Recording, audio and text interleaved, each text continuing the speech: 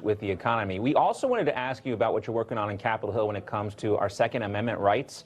Senator Chris Murphy, who is leading this negotiation with Republican senators, says he is optimistic that some kind of deal can get done, but he wants the president to stay out of it. Take a listen. I think the Senate needs to do this ourselves. I've talked to the White House every single day since these negotiations began, but right now the Senate needs to handle these negotiations.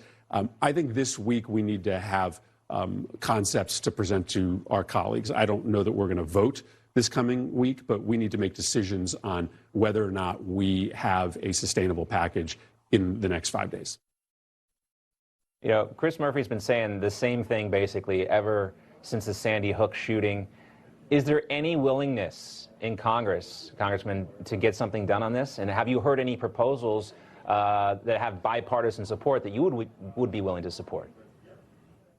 I think there absolutely is an opportunity here, but unfortunately, the Democrats in the House and the national mainstream media have framed this debate as a choice.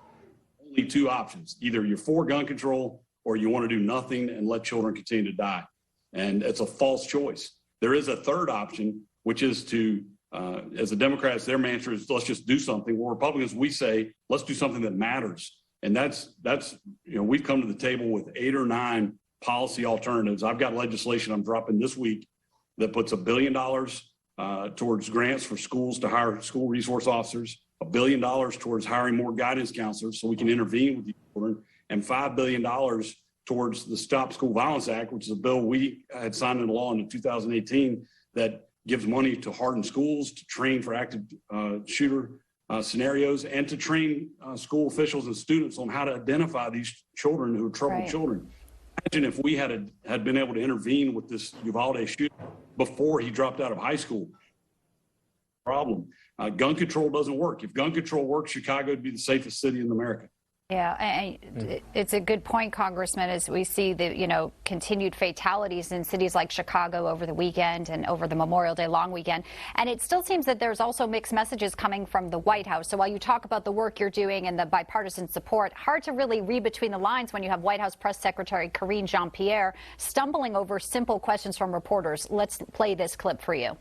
You said he's giving them space. I mean, he's not in regular communication with either the Democrats or Republicans involved in that. I'll say this. What I can say is that, I'm not going to, as we like to say, we don't read out any private conversations, and I've mentioned this last week, our Office of Leg Affairs, his Office of Leg Affairs have been in constant communications since the Uvalde shootings, more than dozens of conversations with leadership in Congress, with the negotiators, and also with staff.